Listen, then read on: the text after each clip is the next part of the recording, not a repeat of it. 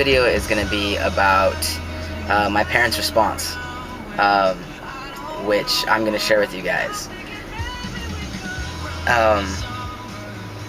So I went to my friend's house, or my coworker's house, and just to take my mind off of it, I was like helping her bake a pie. And she's an excellent baker, by the way. I love food. So that night I was really contemplating whether or not I was going to send the letter, and this was at the end of April. And finally I got the nerve to do it. I was like, I have to send this letter, and I'll never forget it, because the very next day I had to go to work, and it was a Monday night, and I remember thinking to myself, like, this is it, I gotta do it. And so I sent it, and that night I turned off my phone, because I knew that if it would just be too nerve-wracking to wait around for a text message or a phone call. When I turned on my phone, there still wasn't anything. I think there might have been a text message or two from my aunt who I'd come out to, because I had told her I'm going to be sending my parents the letter, and she was really concerned, and so she was just saying, I love you, it's going to be okay, just really supportive things. I believe I did get a couple other text messages now that I'm thinking about it, but I didn't read them right away. I actually had my coworker screen them for me, and I did get an email from them as well, which I also had her screen for me.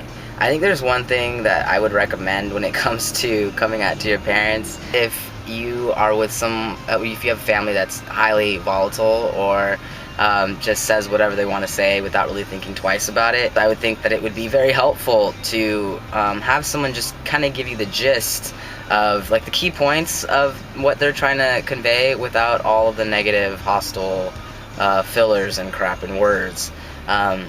And that's exactly what I had my coworker do, and she did a really great job.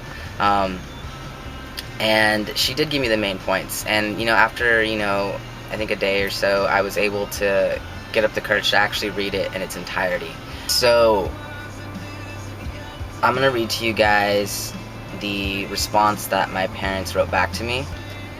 The title of their email is Our Reply, and it says, Shawnee, I am totally in shock and devastated.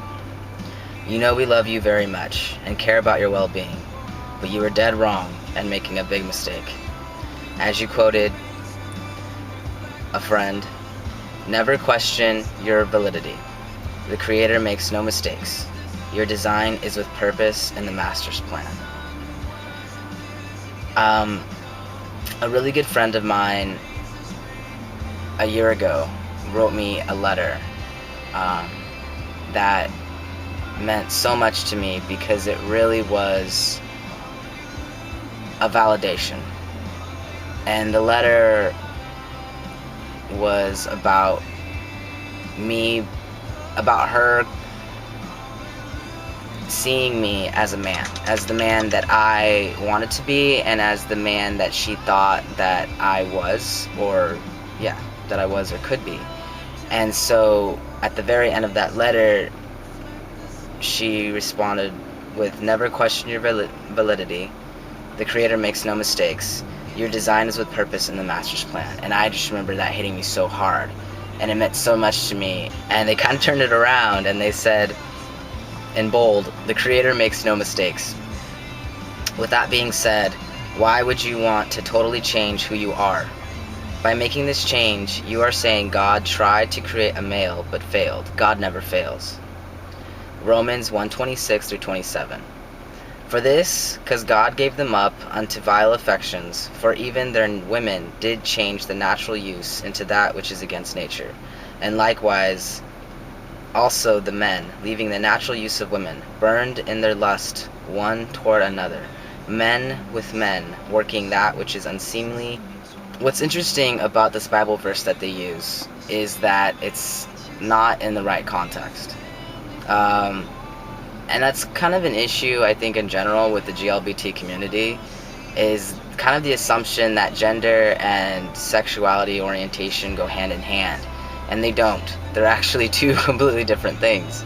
And so this verse that they use in Romans is actually in reference to homosexuality.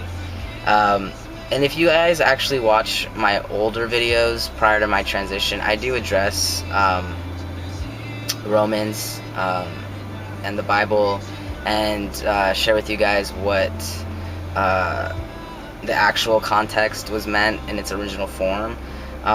So if you guys want to check that out, you can. So continuing on, they said, you mentioned God throughout your letter, but you really need to validate on whether your decisions are based on your selfish emotions, and is it truly coming from God? If God is speaking to you, usually He is asking you to do something unselfishly. We will always love you and remember all the memories, but we do not support your actions. This is a big mistake. If you decide to continue in this direction, we do not want to support nor pay any medical-related transgender stuff. God is great. You will always be our daughter. And so, we will pray for you with great love and compassion. God bless, Dad and Mom.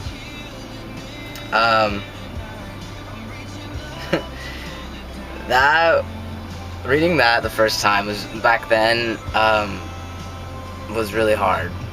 It wasn't as bad as I thought it was going to be. Honestly, I was expecting like a blow up and like just flying emotions, but it wasn't like that, and it was actually quite controlled.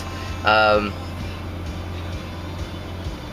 did feel like, though, that they really, I feel like it was just something that that letter kind of just hit him in the face and stopped there. It didn't really penetrate all the way through, which I feel like is a normal response, especially when you're taken aback by something that's surprising and shocking and a very big deal, you know? So while I understood where they were coming from, obviously I didn't agree. And the one thing that I want to address too is that the Creator makes no mistakes, and God never fails. Well, their impression was that I was under the belief that God had made a mistake, and that He made me born a certain way, and He failed to make me born as a male. That's not the case at all. My perspective is that God knew exactly. He knew my spirit, He knew my soul, He knew my heart. Before He breathed life in me, He knew who I was going to be. He knew what I wanted in life. He put the desires there. He has a plan for me. And the plan was not to make me born male. As nice and, great as I feel like that would have been, and easy, that wasn't what I was meant to experience in life. Like, I was meant to walk a different path, and I've always felt like and feel like I'm exactly where I am supposed to be. And I feel like I was meant to be born female, but I also feel like I was also meant to walk this path and transition. And you know what? It was really, really hard for me to accept that. I think it's really hard for a lot of guys, especially later in life, to accept that, or even, women that transition. I mean, even men, that transition to women. Gays. I mean, the GLBT as a whole, I think acceptance is so hard. Learning to love yourself and accept yourself. But I do feel like we are not mistakes, and we were born exactly how we were meant to be born.